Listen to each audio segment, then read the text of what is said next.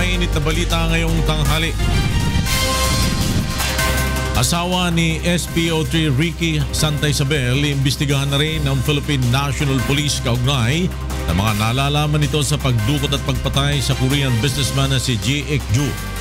Santa Isabel posibleng manatili na sa PNP Custodial Center dahil sa umano'y natatanggap nito mga death threat. Preliminary investigation sa pagpatay kay Albuera Leyte Mayor Rolando Espinosa muling ipinagpatuloy ng Department of Justice ngayong araw. Issue sa umano'y tangkang panunuhol ng gambling tycoon na si Jack Lam sa ilang opisyal ng pamahalaan sinimulan ng dinggin sa Senado.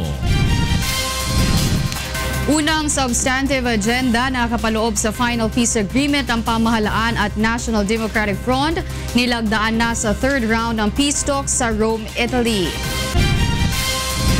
2016 Miss Universe candidates magka-courtesy call sa Malacanang ngayong araw. At Judiciary Matches at BOC Transformers pasok na sa semifinals ng UNTV Cup Season 5. AFP Cavaliers umusad na sa quarterfinals. Magandang tanghali. Tinulungan ng UNTV News and Rescue ang dalawang nasugatan sa bangga ng motorsiklo sa Camarines Sur. Narito ang report ni Alan Maransala. Nirespondihan ng UNTV News and Rescue Team sa Camarines Sur ang natanggap na tawag hinggil sa bangga ng dalawang motorsiklo sa barangay Gingoray, Tigaon noong Sabado. Nadatna ng grupo na nakandusay pa sa kalsada ang isa sa mga biktima na kinilalang si Domingo Tauyo, 59 anyos, residente ng Pili. Samantalang nakaupo naman sa tabi ng kalsada ang driver ng nakabangga nitong motorsiklo na kinilalang si Richard Liwag, 41 anyos. Nagtamo si Mang Domingo ng sugat sa paa at iniindang pananakit ng dibdib, habang mga gasgas naman sa iba't ibang bahagi ng katawan at bukol sa mukha si Mang Richard. Agad namang nilapatan ng pangunang lunas ang mga ito ng UNTV News and Rescue Team at saka dinala ang dalawa sa Bicol Medical Center para sa karagdagang atensyong medikal. Ayon sa ulat, nag-overtake umano ang motorsiklo na minamaneho ni Mang Richard sa sinusundang dump truck dahilan upang mabangga ang kasalubong na motorsiklo sa kabilang lane ng kalsada. Samantala, nasawi naman sa insidente ang angkas ni Mang Richard na si Arvin Liwag na kapatid nito matapos masagasaan ang kasunod na sasakyan. Alan Manansala, UNTV News and Rescue, Camarines Sur. Narespondihan rin ng UNTV News and Rescue ang dalawa pang sangkot sa aksidente sa motorsiklo sa Bacolod City. Narito ang report ni Lalaine Moreno. Narespondihan ng UNTV News and Rescue Team ang aksidente sa motorsiklo sa Araneta Avenue, Barangay Singkang Airport, Bacolod City noong Sabado. Kinilala ang driver ng motor na si Kim Gabitoya, 23 anyos, na nagtamo ng sugat sa kaliwang bahagi ng braso at gasgas sa kanang tuhod, habang pananakit naman ng likod at posibleng pagkabali ng tuhod ang tinamo ng kasintahan nito na si Kimberly Estorninos. Ayon sa traffic investigator, papuntang North Highway ang dalawa nang bigla itong banggain ng papalikong motorsiklo na minamaneho ni Domingo Lapaz.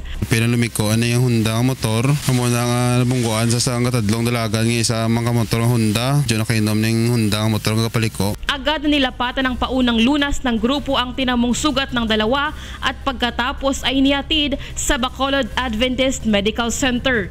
Samantala, dinala naman sa Bacolod City Police Station 8 si Lapaz. Lalaine Moreno, UNTV News and Rescue, Bacolod City. Isasama na rin sa investigasyon ang may bahay ni SPO3 Ricky Santa Isabel kaugnay ng kanyang nalalaman sa pagkidnap at pagpatay sa Korean businessman na si Ji Ik-ju. Mula sa Kamkrame, may report si Lea Ilagan live. Yes, Lea. Sa Flor, hindi nga ligtas sa isasagawang investigasyon ng Philippine National Police ang asawa ni SPO3 Ricky Santa Isabel na si Jinky.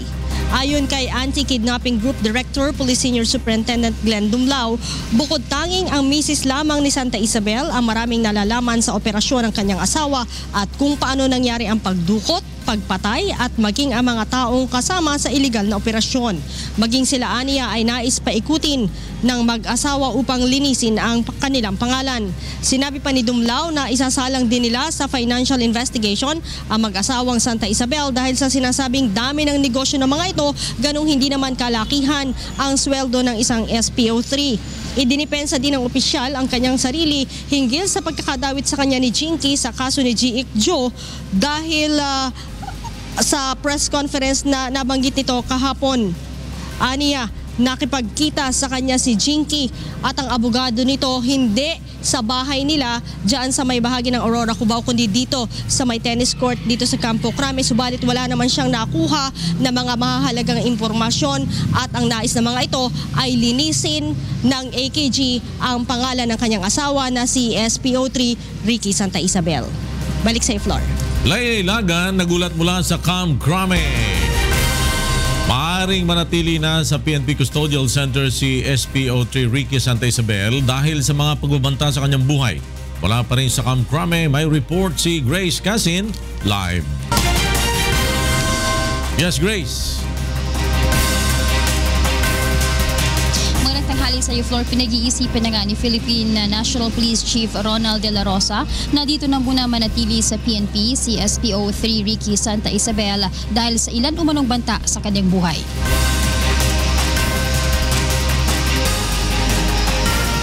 Ayon kay General De La Rosa, hindi mo na ito dadalhin sa Angeles, Pampanga hanggat hindi na ba-validate ang naturang threat upang hindi naman malagay sa peligro ang buhay nito, maging ang isinasagawang investigasyon sa pagpatay ng Korean businessman na si G.Ik Joe. Personal din anyang nakausap ni De La Rosa sa Santa Isabel nang dali nito sa Camp Crame noong Biyernes ng gabi. Bagamat hindi dinetalye ni General Bato ang kanilang pinag-usapan, sinabi nitong hindi siya kumbensido sa mga impormasyong ibinigay ni Santa Isabel.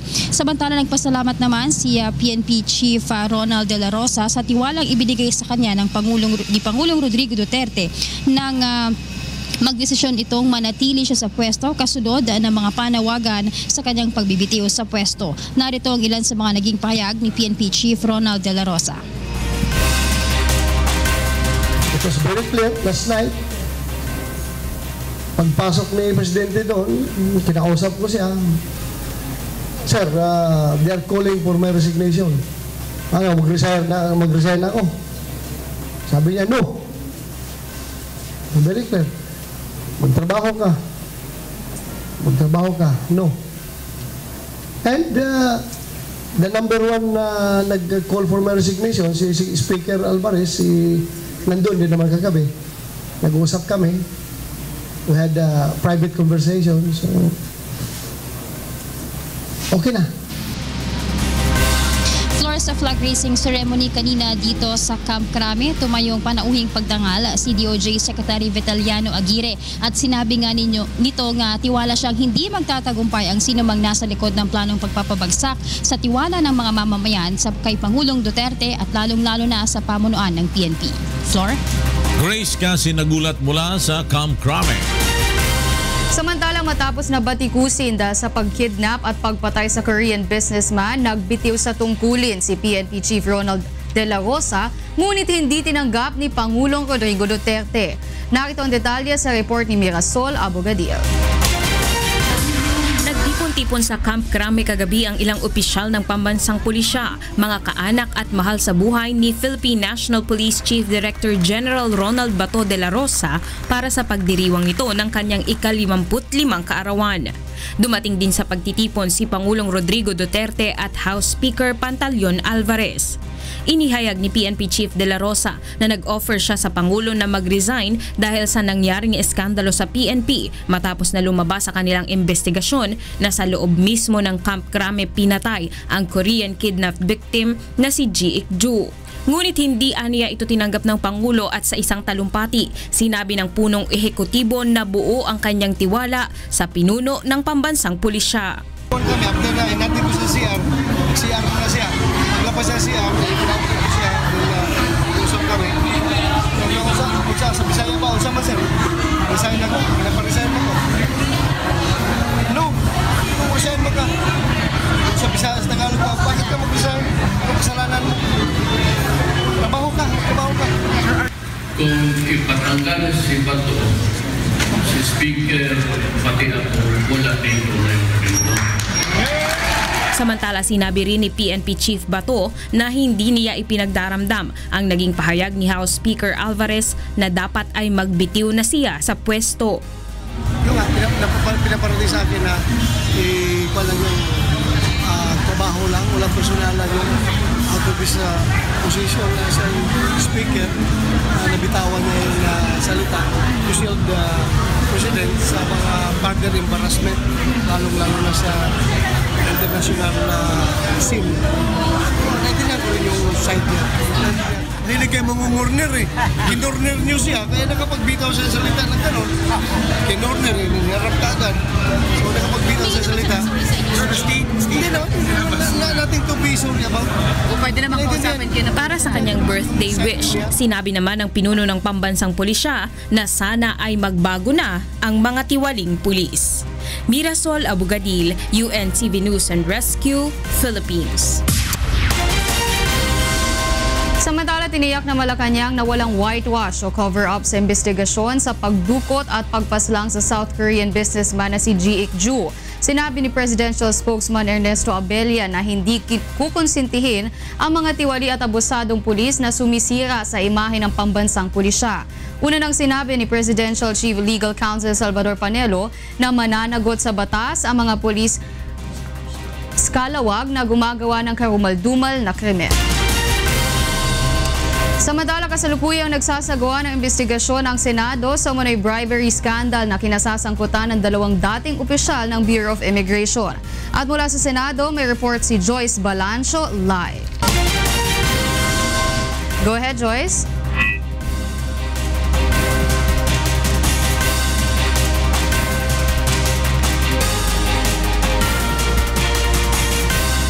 Joyce, babalikan po natin ang ulat na yan ni Joyce Balancho.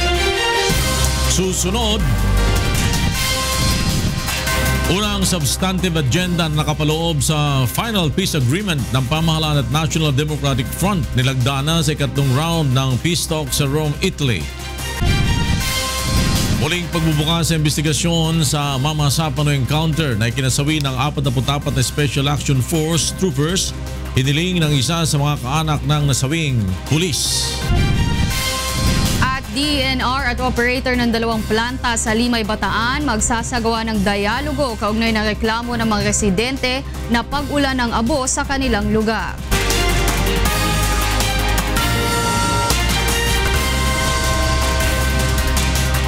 Kasalukuyang nagsasagawa ng investigasyon ng Senado sa umano'y bribery scandal na kinasasangkutan ng dalawang dating opisyal ng Bureau of Immigration. Mula sa Senado may report si Joyce Balancho live. Go ahead, Joyce.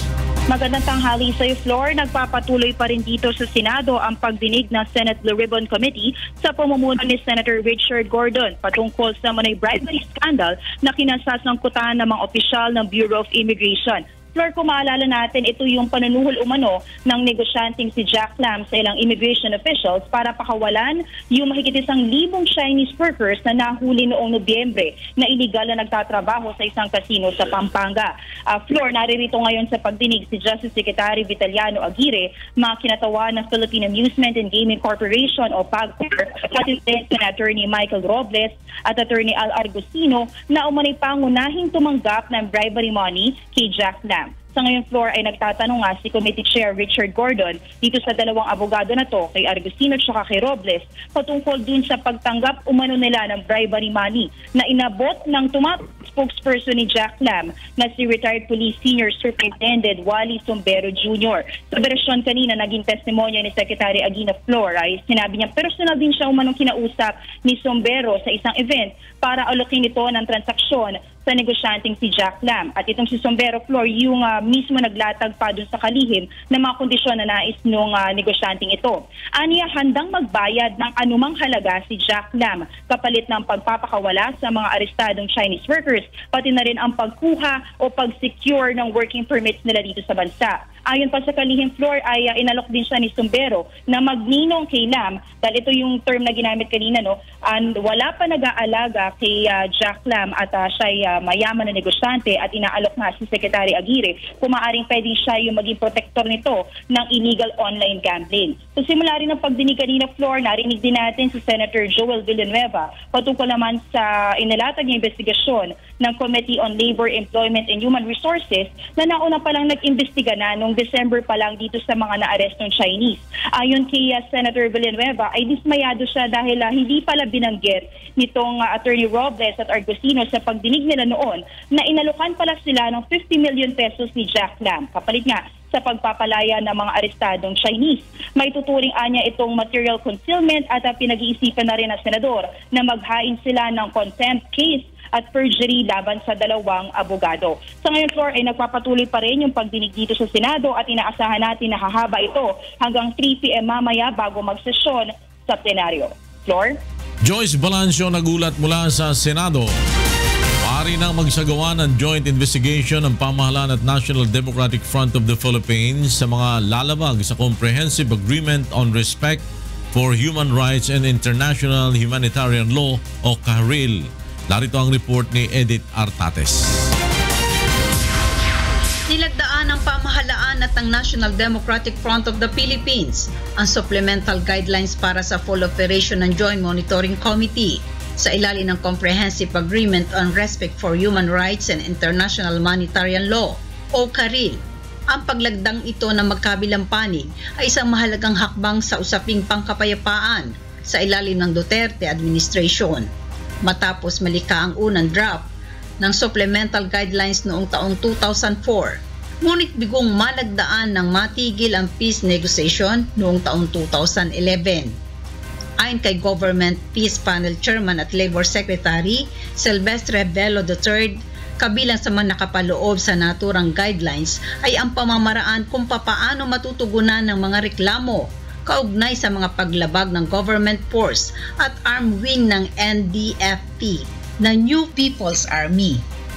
Napakahalaga itong signing na ito dahil matagal nang merong CAHRIL pero yung implementing rules hindi na i-implement dahil wala pang supplemental guidelines for the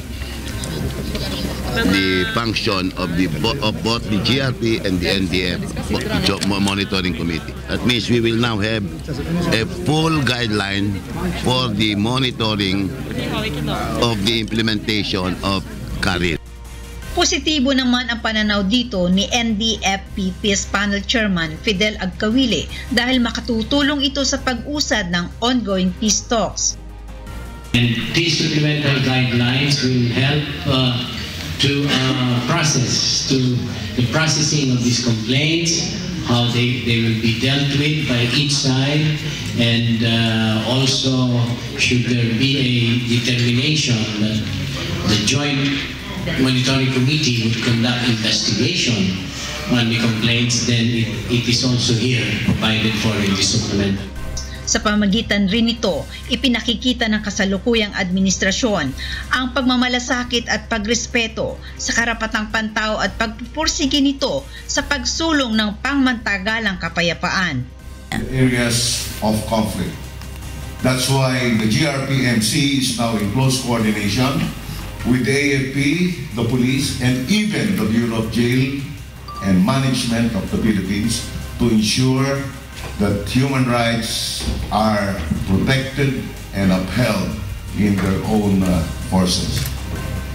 And we will endeavor to have all forces of government, all agencies that are concerned with human rights, including the Commission on Human Rights and the Presidential Committee on Human Rights, to work towards not just what the CAHRIL provides, but even beyond, including the covenants on civil and political rights, the covenant, international covenant on economic, social, and cultural rights, and most basically, the United Nations Declaration on Human Rights. Ang supplemental guidelines for JNC ay nilagdaan sa ikatlong round ng peace negotiation sa pagitan ng pamahalaan at ng NDFP sa Rome, Italy. Samantala, 3 substantive agenda pa ang natitirang talakayin sa pagpapatuloy ng peace talk bago mabuo ang final peace agreement.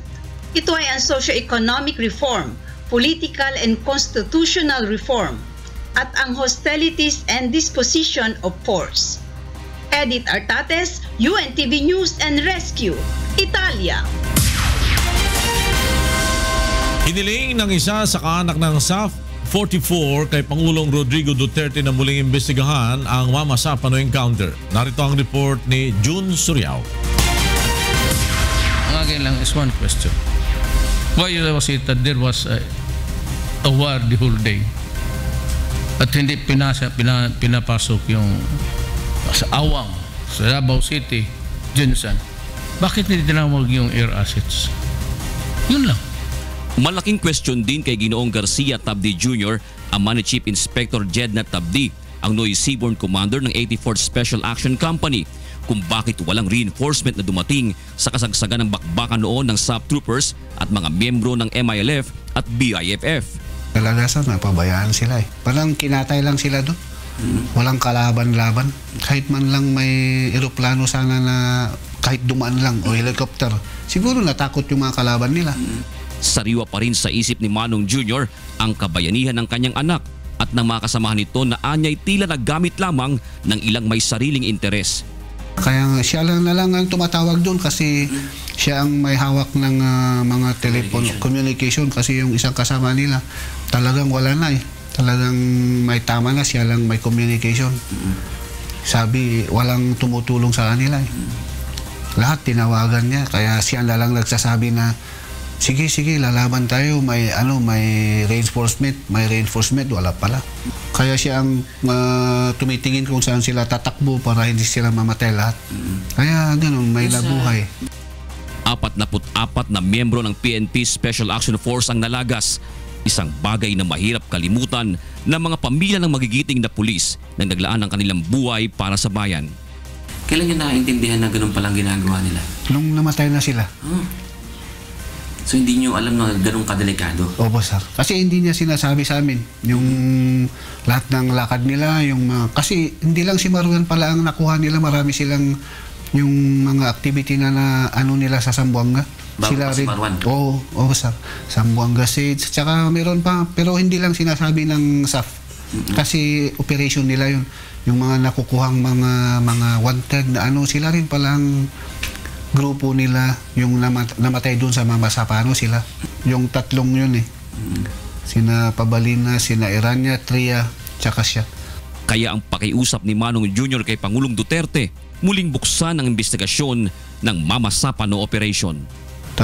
Kasi baka pati si Presidente Aquino noon eh. Siyempre sa akin lang, yung sa isip ko lang, parang sa teacher yun eh. Na di ba pag may anak ka papapirma ka ng waiver. Pag may nangyari sa anak mo, ang magulang ang doon si Presidente Aquino noon eh. Siyempre mga anak niya yun eh. Pinirmahan niya yung yung order na Oplan Exodus na yun. Di siyang may kasalanan siya doon. Sa ngayon, ang kanyang magdadalawang taong gulang na apong lalaki ang bumubuhay sa alaala ng kanyang anak. Nakahawig ni Jednat. Tanda pa ni Mang Jr. nang magpaalam ang kanyang anak upang mag-asawa. Oktubre 2014, 3 buwan bago siya masawi sa Mama Sapano. Mag-aasawa na ako. Kasi hirap lang trabaho ko. Baka mamatay pa ako. At least may kapalit ako pag may anak ako, sabi ng gano'n. Tanggap ni Manong Jr. na kung hindi man maparusahan ang mga pumatay sa kanyang anak at sa 43 SAP troopers, mapanagot man lang sana ang mga nagplano ng operasyon sa Mama Sapano. Jun Suriao, UNTV News and Rescue, Benguet. Magdaragdag ng mga tauhan at modernong kagamitan ng Philippine Navy sa Western Mindanao na gagamitin sa paglaban nito sa seajacking at kidnapping. Narito ang report ni Dante Amen. Nangako ng karagdagang mga tauhan at modernong kagamitan ang Philippine Navy para sa Naval Forces Western Mindanao. Ayon kay Vice Admiral Ronald Joseph Mercado, flag officer in command ng Philippine Navy. Ito ay upang matigil ang mga insidente ng kidnapping, piracy at seajacking sa Area of Responsibility o AOR ng NAVFORWEM. Kabilang narito ang karagatan ng Zambasulta o Zamboanga, Basilan, Sulu at Tawi-Tawi kung saan madalas nagaganap ang mga nasabing aktibidad.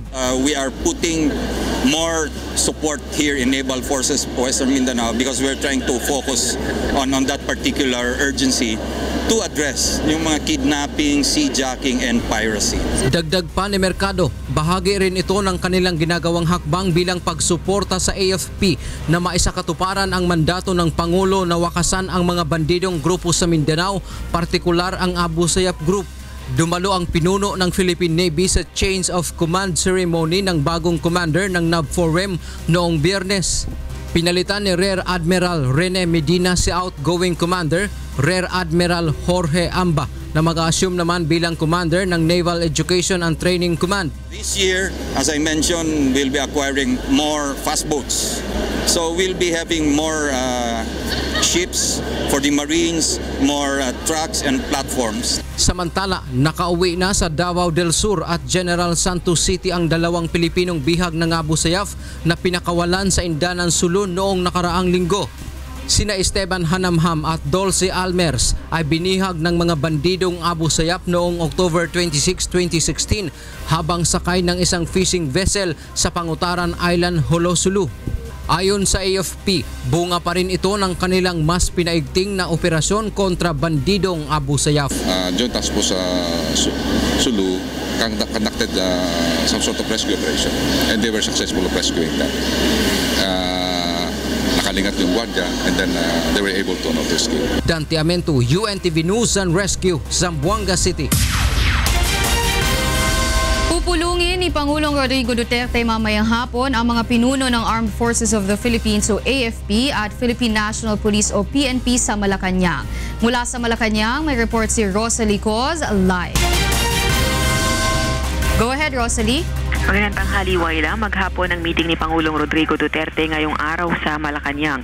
Kabilang narito ang pakikipagpulong sa mga pinuno ng Armed Forces of the Philippines at ang major service units nito na sina AFP Chief of Staff Lieutenant General Eduardo Año, Philippine Army Commanding General Lieutenant General Glorioso Miranda, Philippine Navy Vice Admiral Ronald Mercado at Philippine Air Force Lieutenant General Edgar Faliorina. Kasama rin si PNP Chief Police Director General Ronald Bato de la Rosa sa kakausapin ng Pangulo mamayang alas 3 ng hapon. Ayon naman kay Defense Secretary Delfin Lorenzana, kabilang sa mga pag-uusapan ay hinggil sa anti-piracy, anti-kidnapping at anti-illegal drug war ng pamahalaan. Bago ito, may courtesy call ang mga kandidata ng Miss Universe 2016 kay Pangulong Duterte kung saan magbibigay ng mensahe ang punong ehekutibo alas 2 ng hapon. Mamayang alas 3:30 naman ay ang cabinet meeting ni Pangulong Duterte dito pa rin sa Malacanang. Balik sa iyo, Waila. Maraming salamat sa iyo, Rosalie Coz, live mula sa Malacanang. Itinurn over ni PNP Chief Ronald Bato de la Rosa ang mga bagong motorsiklo at van na magagamit ng mga pulis sa lalawigan ng Cavite. At mula naman sa Cavite, may report si Randy Forastero live. Go ahead, Randy. Yes, Waila, maulad man ang panahon. Tuloy pa rin ang isinasagawang turnover ceremony ng bagong police mobile at mga motorsiklo sa Campantalon Garcia Police Provincial Office, Imus, Cavite. Pinangunahan ni PNP Chief Ronald Bato de la Rosa ang pag-turnover ng 18 police mobile at van at 30 police motorcycles. Ilan sa mga dumalo sa isinagawang turnover ay si Cavite Governor Jesus Crispin Rimulya at Cavite Mayor at Vice Mayor Lani Mercado Trevilla at Jolo Revilla. Ang mga karagdagang sasakyan ay magagamit upang mapabilis makaresponde ang mga pulis sa Cavite. Ayon kay Governor Rimulya, isa ang Cavite sa may problema pagdating sa peace and order, kaya naman malaking tulong para sa lalawigan ang mga bagong sasakyan. Samantala, pinarangalan rin ni Chief PNP ang mga pulis na nasugatan sa isinagawang bypass operation noong January 13 sa Barangay San Francisco, General Trias, Cavite.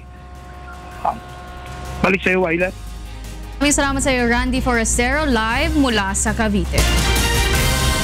Naghahanap na ng panibagong dump site ng basura ang Quezon City Government. Ito ay matapos na ipasara ng DNR ang pagsasara sa Payatas Sanitary Landfill at iba pang dump site na malapit sa mga sapa at ilog.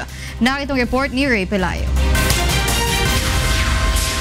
Wala pa rin nakikitang ibang lugar na mapagtatapunan ng basura ang Quezon City Government. Sa utos ng DENR noong nakaraang linggo, ipinasasarado na ang mga dump site sa bansa na malapit sa mga yamang tubig. Isa na dito ang Payatas Sanitary Landfill dahil malapit lamang ito sa Lamesa Watershed na pinanggagalingan ng tubig sa Metro Manila. Yung ating sanitary landfill may lining, may sapin. So yung katas na sinasabi nila na lumalabas sa nabubulok na basura ay ating naiipon na sa sala sa pamamagitan ng lining. Binibigyan lamang ng 60 days ang mga dump sites, subalit umapila ang Quezon City kahit hanggang Setyembre lamang dahil maaabot na rin naman ito ang carrying capacity.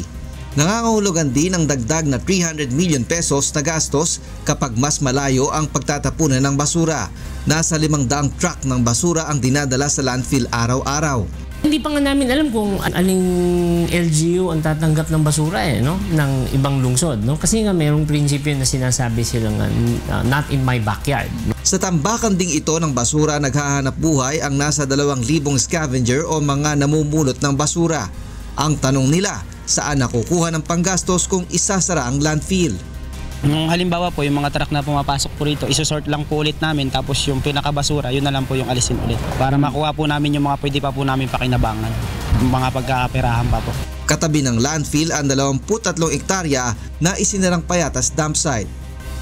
So sa ngayon, dinidevelop namin siya sa Eco Park.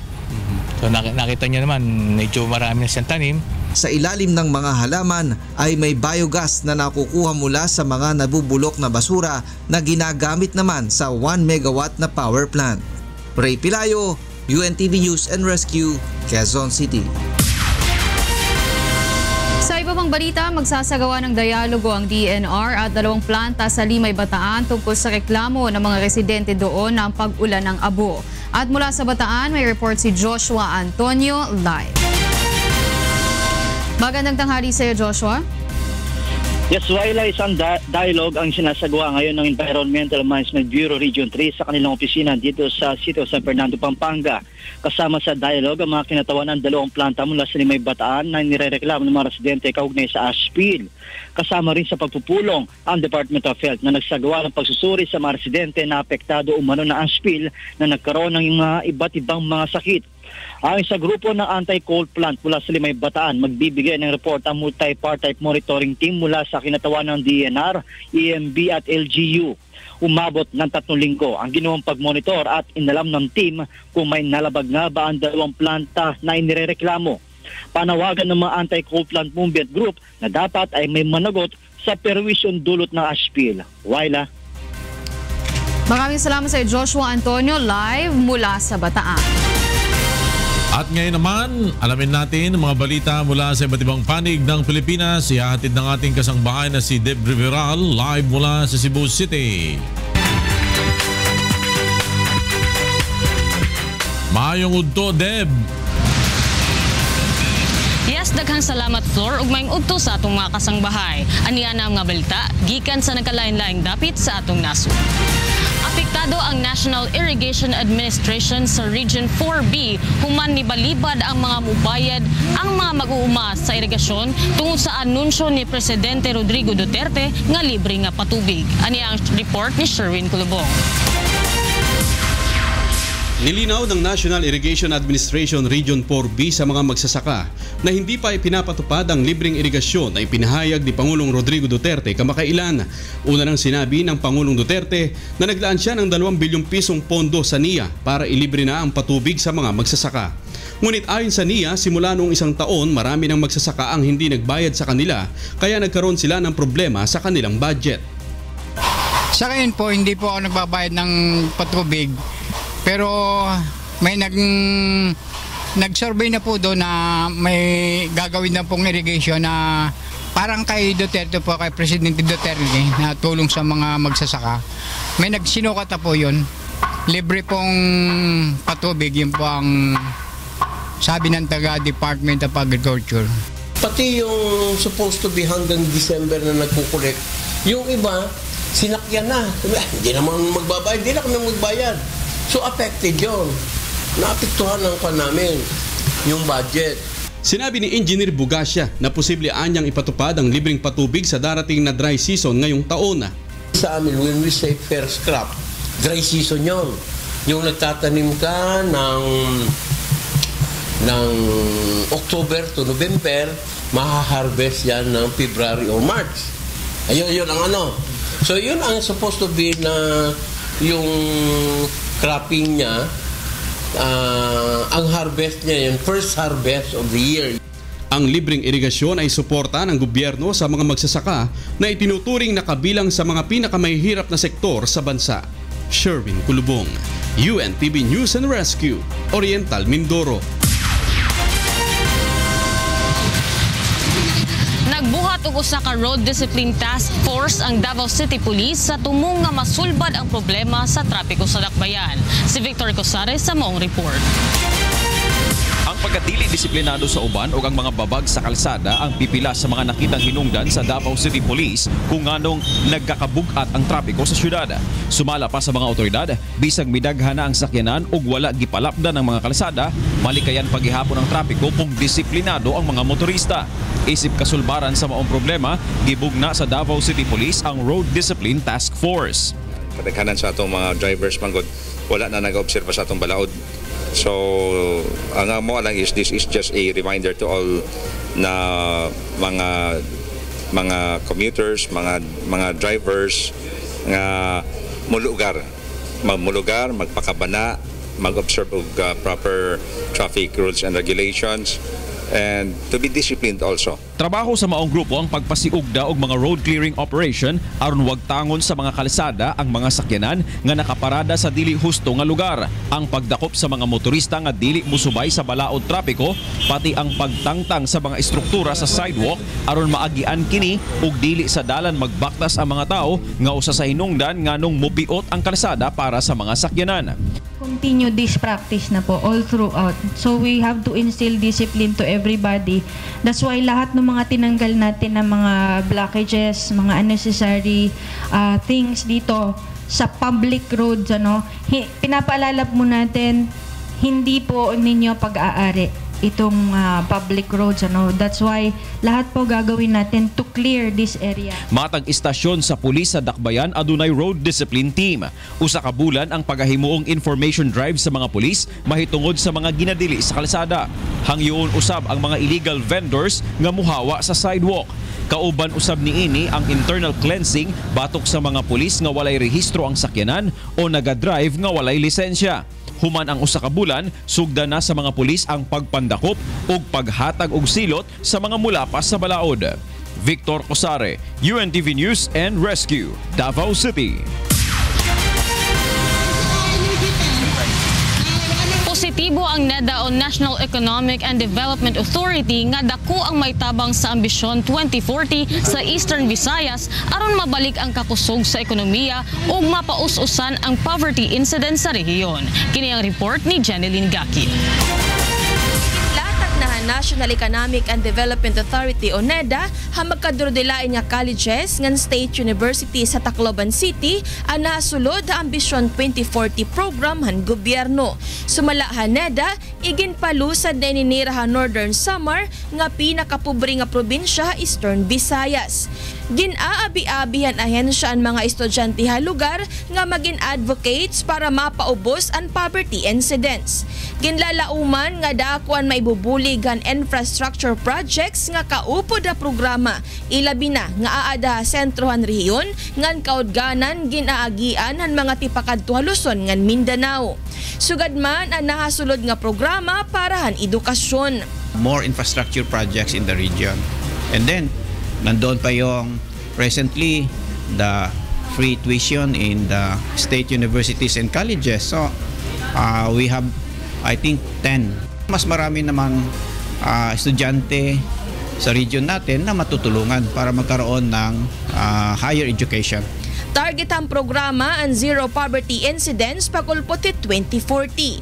Bisan magkadurodilain ang balao nga ginlalauman han NEDA, positibo ini nga magmamanilang puso ang ambisyon 2040. Nagtutuuan ahensya nga makakapaghimo ini hindamo nga trabaho nga oportunidad ngan maibabalik ang risyon ekonomiya harihiyon.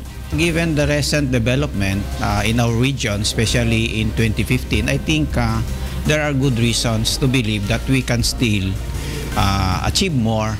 Challenge remains to be our economic growth and reducing our poverty incidents. Jeneline Gaki, ta UNTV Notisyangan Bulig, Tacloban, Leyte. Og kana ang mga balitang atong gitutukan gawas sa kauluhan. Gikan dinhi sa Cebu City, balik din na sa inyo floor. Daghang salamat Debre Viral mula sa Cebu City.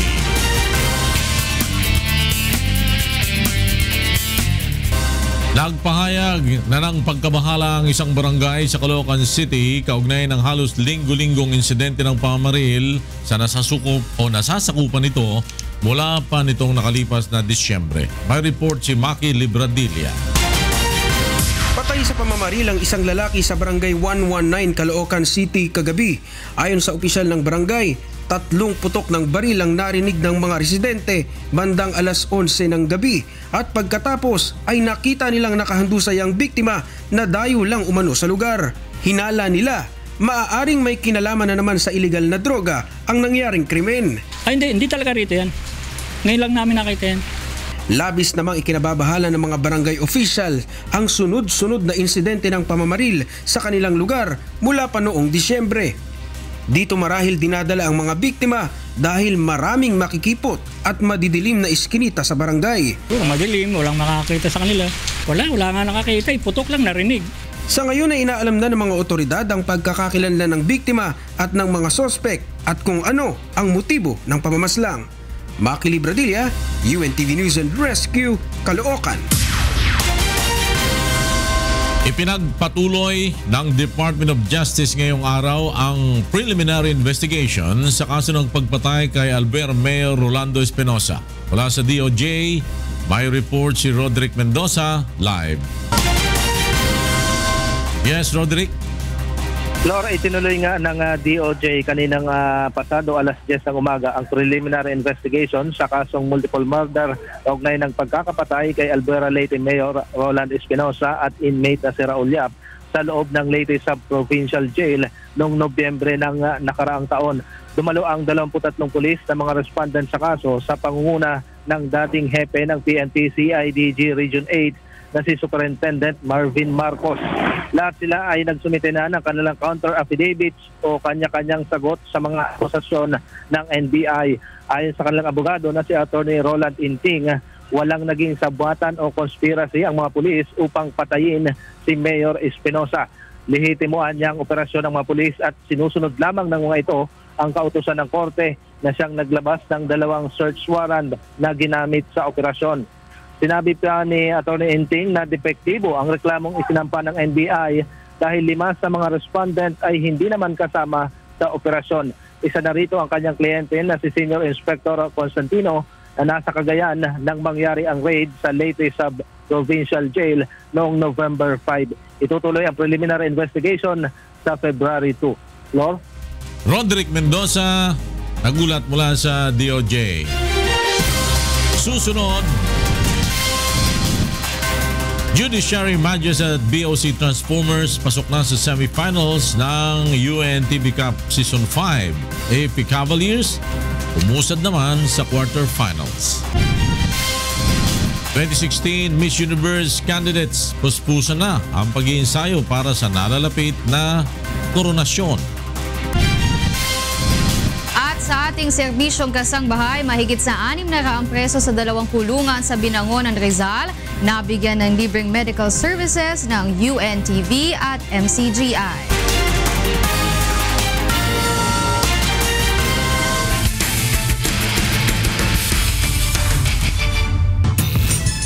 Pasok na sa semifinals ang 2-time champion Judiciary Majes at BOC Transformers matapos at talunin ng kani-kanila mga katunggalin itong linggo sa UNTV Cup Season 5 Elimination Round. Narito ang report ni Bernard Dadis.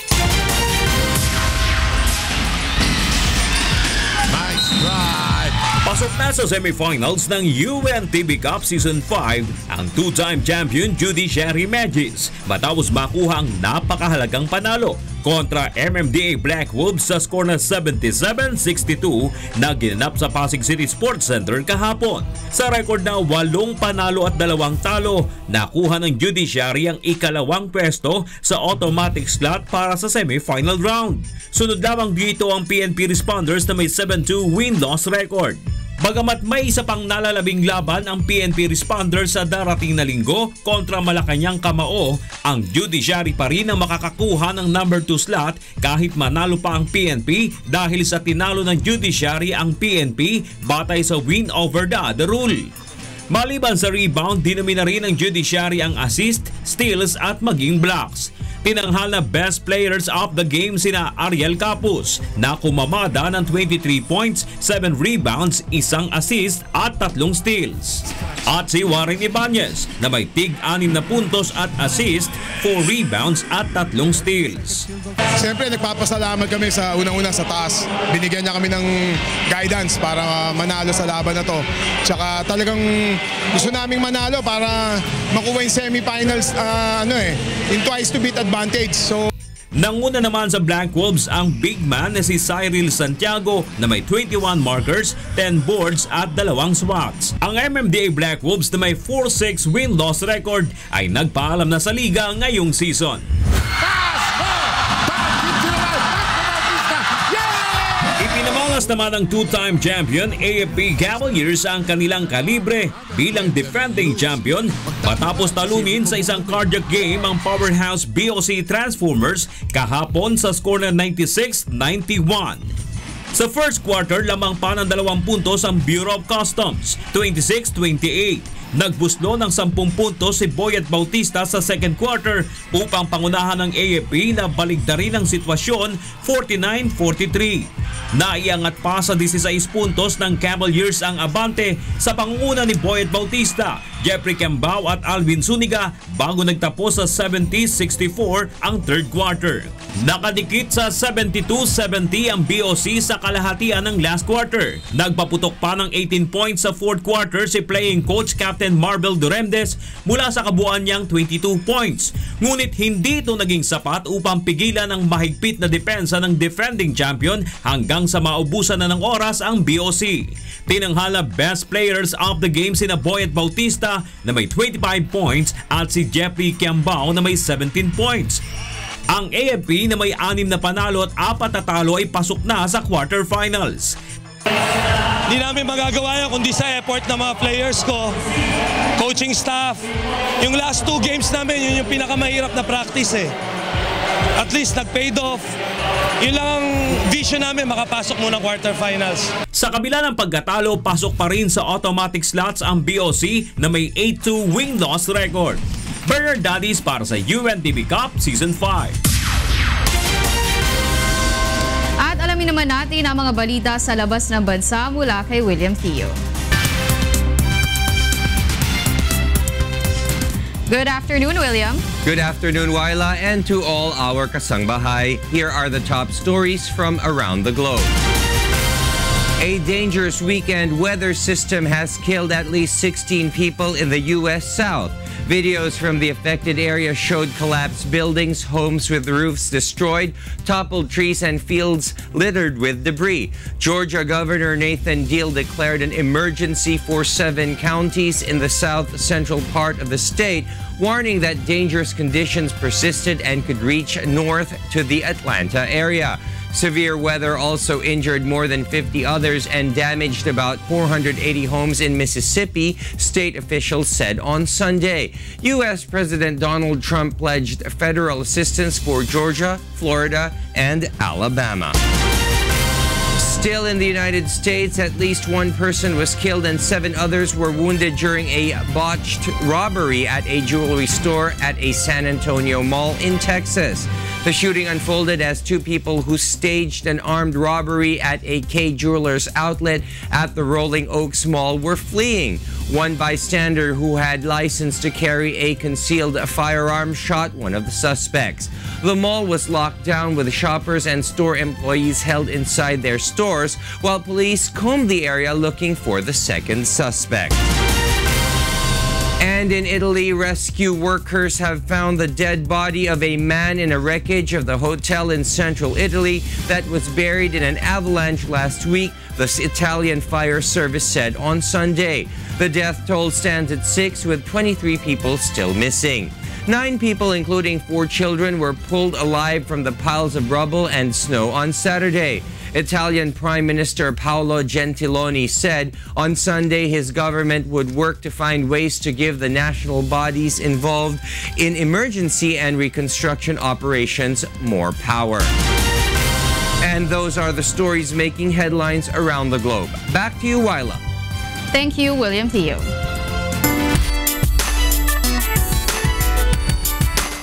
Puspusan na ang ginagawang paghahanda ng mga kalahok sa Miss Universe pageant sa Enero 30. Nakatakda ring mag-courtesy call kay Pangulong Rodrigo Duterte ang mga kandidata sa Malacanang ngayong araw. Narito report ni Rina Villamor. 2016 Miss Universe candidates puspusan ng pag-iensayo para sa kanilang Coronation Day. Halos araw-araw ang kanilang ginagawang rehearsals para sa January 30, kung saan kasama dito ang kanilang paglalakad, blocking at pagpapalit ng costumes. Pati mga kandidata, puspusan na rin ang pag-iensayo. I'm preparing for the competition intensively and every day. Actually, before anything else, I always pray. At least I have 30 minutes of squatting in the morning para to make sure I'm fit. I always watch my diet, of course. I'm eating a lot of fruits instead of rice. For Miss Universe, I'm just continuing to be myself. I'm enjoying the experiences here, and I'm not only representing myself, but representing the women in the world. For preparation for all, maybe for interview, Q&A, and really exactly for your my body, but for all purpose in your heart. Samantalang 1994 Miss Universe Sushmita Sen nagpahayag sa kanyang Instagram post na excited na siya sa pagbalik sa bansa at kinumpirma niya na isa siya sa magiging judges sa pageant. Ayon sa presidente ng Miss U organization na si Paula Shugart, walang Pinoy na magiging judge sa kompetisyon para maging patas ang laban para sa lahat ng mga kandidata. Darating din sa bansa si Miss USA Olivia Jordan na matalik na kaibigan ni reigning Miss Universe Pia Wurtzbach para maging guest sa pageant. At isa sa mga kumpirmadong performers na ang American rapper na si Florida. Mga host ng pageant na sina Steve Harvey at Ashley Graham darating din sa bansa ngayong linggo. Social media star Bretman Rock isa rin sa napili para mag-host ng red carpet at kinumpirma naman ito ni Bretman sa kanyang Instagram post. Ngayong araw naman nakatakda ang mga kandidata na magtungo sa Malacanang para sa kanilang courtesy call kay Pangulong Rodrigo Duterte.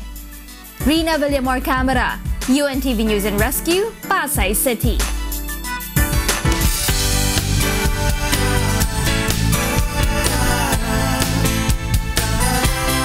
Mahigit sa 6 na raang preso mula sa 2 bilangguan sa Binangonan, Rizal ang napaglingkuran ng medical mission ng UNTV at Members Church of God International. May report si Jenica Cruz. Matulungan hindi lamang mga kapuspalad nating kababayan sa iba't ibang panig ng bansa, iniikot na rin ng UNTV kasama ang Members Church of God International ang iba't ibang kulungan sa bansa. Ito ay upang mapaglingkuran maging ang mga kababayan nating nasa likod ng mga rehas. Kasama ang medical team, volunteer doctors and staff at ilang abogado, tinungo ng grupo ang Binangonan Municipal Police Station at ang Bureau of Jail Management and Penology o BJMP Binangonan Rizal upang magsagawa ng medical mission. Laking tuwa ng daan-daang preso sa BJMP Binangonan na makapagpa-check up sa doktor ng libre. Tulad na lamang ni Mang Boyet na 10 taon nang hindi nakakapagpatingin sa doktor. Yung pong mata ko po medyo nagluluha, lumalabo. Ay maganda po ito sa tulad namin ng mga inmates. Maganda po ito. Ito lang po. May bihirang mangyari sa amin to. Meron dyan na may mga sakit na pala, hindi naman lalapit, titiisin na lang. So magandang bagay itong ginawa ng UNTV na magkaroon ng libreng gamutan at libreng gamot pa. Samantala, isang inmate naman sa Binangonan Municipal Jail ang tinulungan ng mga volunteer doctor ng grupo na makakuha ng kinakailangan dokumento upang madala sa ospital. Meron nga kami isang preso dyan na parang nabubulok na yung paa, pero nag-request na kami na may lipat sana sa ospital, pero hindi pa siya na ano. Pero siguro sa pamamagitan ninyo, sa mga doktor ninyo, ay madala natin siya sa ospital. Umabot sa mahigit 600 ang napaglingkuran sa libreng medical, optical at dental services na hatid ng grupo para sa mga detainees sa 2 bilangguan. Mayroon din nabigyan ng libreng gamot at natulungan sa kani-kanilang problemang legal. Nagpapasalamat naman ang BJMP Binangonan Rizal sa walang pagsawang pagtulong ng UNTV at MCGI pagdating sa pagbibigay ng atensyong medikal sa mga kababayan natin na nasa kulungan. Nagpapasalamat ho kami sa mga mga service providers katulad ng Dating Daan. Napakalaking bagay ho na sa pagiging partner ho nila sa amin.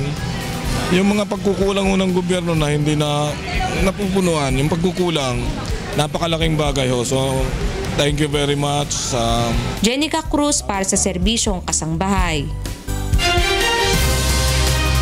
At yan na mga balitang aming tinutukan at inaksyonan. Dahil sa aming pagbabalita, una ang pagkalinga sa kapwa.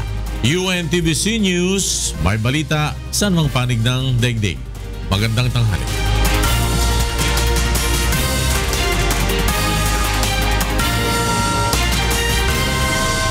Muli po namin kayong